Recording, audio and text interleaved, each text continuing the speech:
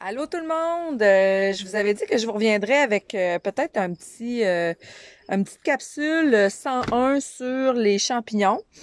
Je tiens à vous dire que je ne suis pas une pro du champignon. Je suis vraiment une amateur. Je cueille depuis 2 ans seulement. Je goûte depuis cette année seulement.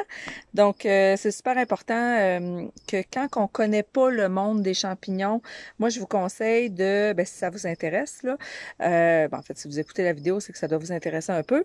C'est de cueillir, puis vous en cueillez un, après ça, vous l'amenez, vous en cueillez plusieurs, mais un de chaque espèce, et vous l'apportez à la maison et vous l'identifiez à l'aide d'un livre. Moi, j'ai un livre ici, je l'aime, mais je trouve qu'il manque beaucoup de choses dedans. Ça s'appelle, là, je sais pas si vous le voyez à l'endroit, là, ça s'appelle Les champignons du Québec. Il est vraiment bien fait, il a été écrit par Roger Philippe. C'est un guide d'identification avec 500 espèces à l'intérieur. Moi, je trouve qu'il en manque. Parce que évidemment, les champignons, il y en a énormément de sortes. Et c'est la raison pour laquelle, si vous connaissez pas bien ça, risquez-vous pas à goûter. Vraiment, allez-y dans l'identification pour les premiers temps. C'est ce que je vous suggère. D'abord, sachez que les champignons, c'est un règne à part entière, là. Il y a le règne animal, le règne végétal, le règne minéral et il y a le règne des champignons qui ne sont ni des plantes, ni des animaux, ni absolument rien. C'est vraiment un règne à part entière. D'ailleurs, si les champignons vous intéressent, il y a un documentaire extraordinaire sur Netflix que je vous conseille d'aller écouter. Honnêtement, moi j'ai adoré et j'ai appris énormément. Donc, ça l'apprend beaucoup sur ce que c'est que les champignons, puis comment est-ce qu'ils fonctionnent. Puis, ils vont même jusqu'à dire que si les champignons n'existaient pas, la vie sur Terre n'existerait pas. Puis, je le crois parce que ils sont là depuis... c'est dans les premiers êtres vivants sur la planète qui a émergé. Ce sont les champignons. Ben, c'est pas les premiers, mais ça doit être dans les premiers. J'en ai cueilli quelques-uns. Je suis allée ce matin. Moi, j'aime cueillir dans une forêt de conifères. Je trouve que c'est il y a plus d'espèces, malgré qu'il y a certaines espèces que je trouve plus dans des forêts mixtes ou de feuillus, dont entre autres, attendez, je l'ai-tu mis ici? Allez, je me suis mis tous les noms ici pour être certaine. Bon, les pleurotes. Les pleurotes, ça, je les trouve plus dans une forêt mixte, forêt de feuillus. Mais puis j'en ai pas là actuellement parce que c'est pas le temps encore. Là, ça va être un petit peu plus tard en saison pour les pleurotes. En tout cas, dans ma forêt à moi. Donc, je vais vous montrer. Moi, j'ai commencé à goûter à mes champignons cette année. Je vais vous montrer 2 champignons qui sont vraiment faciles à identifier, mais encore là, facile ne veut pas dire qu'ils sont identifiables comme ça pour des néophytes, juste à l'œil nu. Donc, je vous montre ici, c'est la chanterelle. La chanterelle commune, elle est quand même facilement identifiable et il y en a un peu partout, là. Des fois, ça peut même pousser dans le gazon, là. Mais celle-là, moi, je l'ai trouvée en forêt. Moi, celle-là, je la consomme, là. Là, je vous donne pas un cours, là, 101 sur comment identifier les champignons. Je veux vraiment juste vous en parler un petit peu. Puis comme je le répète, je ne suis pas une professionnelle du champignon. D'abord, quand on veut identifier un champignon, il faut regarder son chapeau, les caractéristiques de son chapeau. Il faut regarder aussi les caractéristiques de ses lamelles. Il faut aussi le sentir. Qu'est-ce qu'il sent? Parce qu'il y a des champignons qui vont avoir des odeurs particulières, des odeurs très fortes, des odeurs douces, des odeurs sucrées, des odeurs de fleurs, des odeurs... Donc, c'est important de le sentir. La chanterelle commune, elle sent pas grand-chose. Ensuite, c'est important que quand on le connaît pas, c'est important d'aller le couper en deux et de regarder un peu son intérieur. Donc, moi, je connais ce champignon-là, je l'identifie assez facilement parce que les lamelles continuent en fait sur le pied. Mais comme je vous dis, c'est pas un cours 101 d'identification de champignons. Donc, les chanterelles qu'on appelle aussi les girolles. Oups, il y a des abeilles. Les girolles qu'on appelle en France. Ensuite, je vais vous parler de la famille des bolets. C'est mes préférés, en fait, les bolets. C'est quand on les prend à temps, moi, je trouve que c'est les plus jolis. Fait que ça, c'est vraiment un beau spécimen que j'ai cueilli ce matin. Attendez, je vais juste rentrer mon chien parce qu'il veut rentrer dans la maison.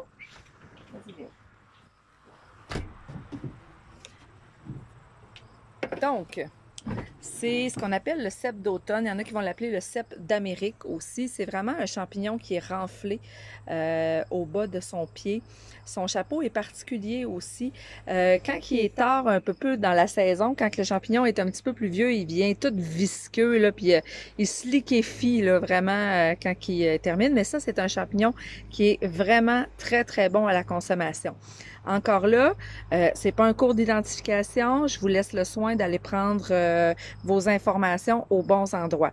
Donc, le bolet, lui, ce qui est intéressant de savoir, ça, c'est un autre bolet qui est un petit peu plus avancé. Voyez-vous, son chapeau est en train de s'étendre. Ce qui est intéressant du bolet, ce sont ses lamelles. En fait, il n'a pas de lamelles. Ce sont des tubes. Donc, je vais vous le montrer en le coupant.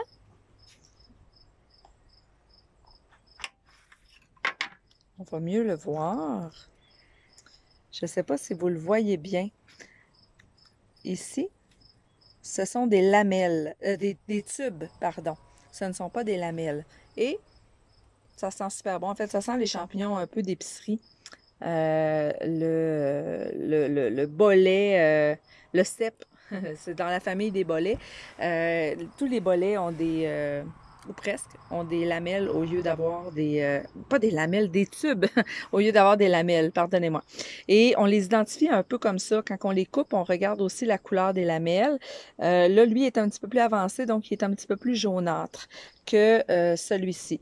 Là, celui-ci, je ne vais pas le couper parce que je veux prendre des photos tout à l'heure de ce champignon-là, parce que vraiment, là, il y a une forme extraordinaire. Je trouve qu'il est comme parfait.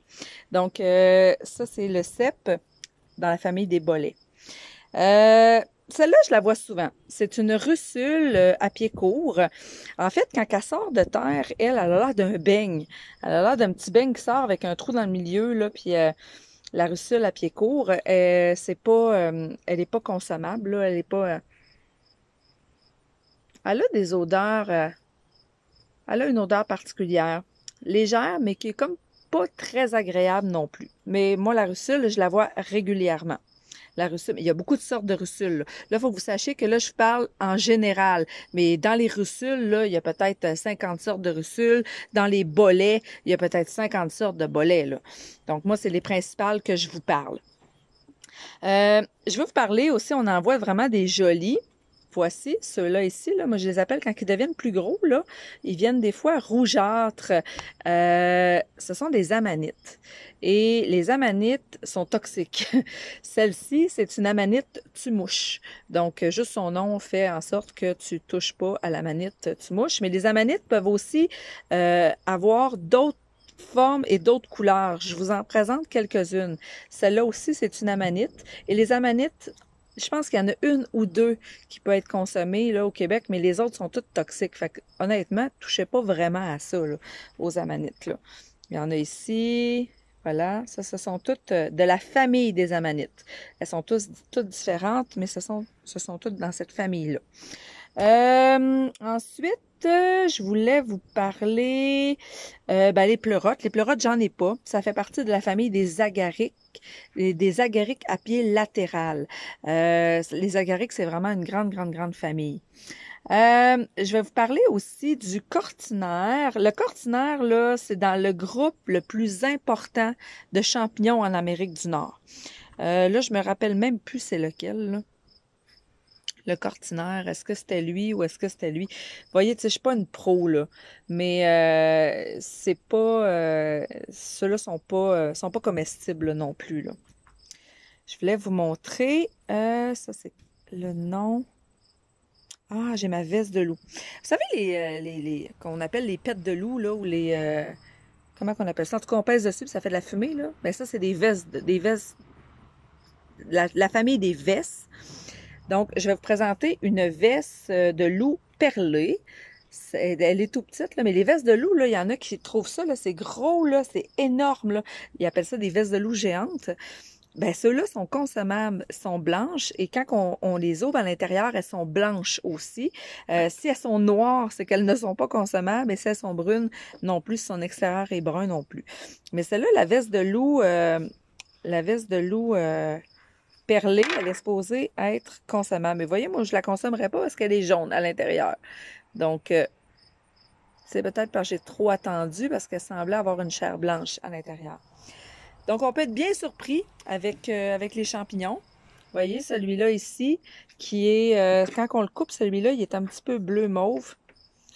Là, j'ai pas le nom sous les yeux parce que là, je l'ai... Ah, non, il est tout blanc, celui-là. Il n'y a pas d'odeur particulière. Mais ça en est un autre là, que je pourrais pas identifier là, comme ça. Là. On a celui-ci ici qui est... Attendez, j'avais le nom tout à l'heure. C'est un cortinaire blanc-violet. Donc lui, il est vraiment mignon parce que à l'intérieur, il est violacé. Si on le coupe,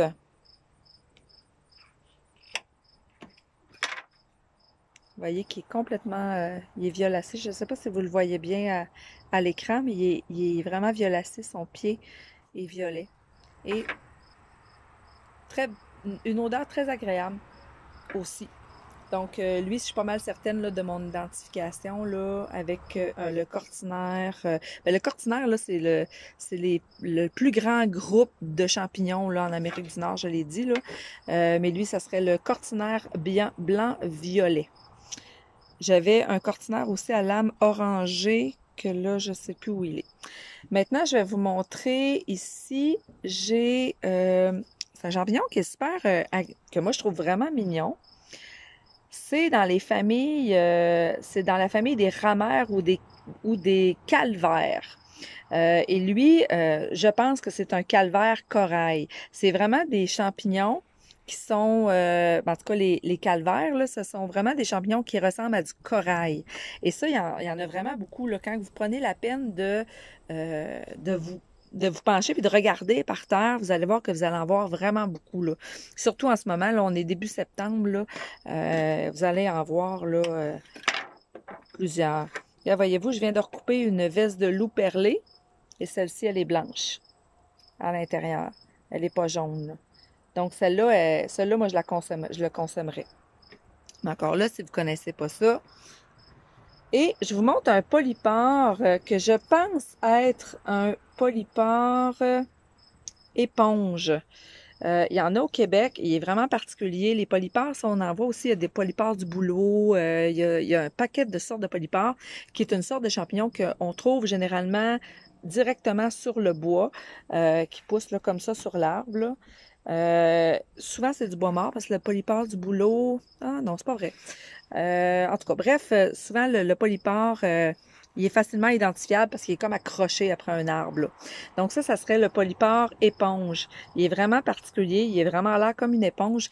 Et à sa base, là, on avait vraiment le champignon, là, vraiment comme une éponge. Ça a une odeur un peu de terre. Une odeur particulière. Qui est pas désagréable. Mais en tout cas, bref, ça, moi, je trouvais que c'était vraiment... Parce que d'habitude, les polypores sont très, très durs. Très... ça ressemble à du bois.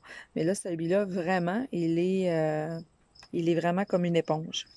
Donc, je trouvais ça bien agréable. Alors, ben, ça fait un peu le tour de ce que je voulais vous parler. Donc, soyez vraiment prudents avec les champignons.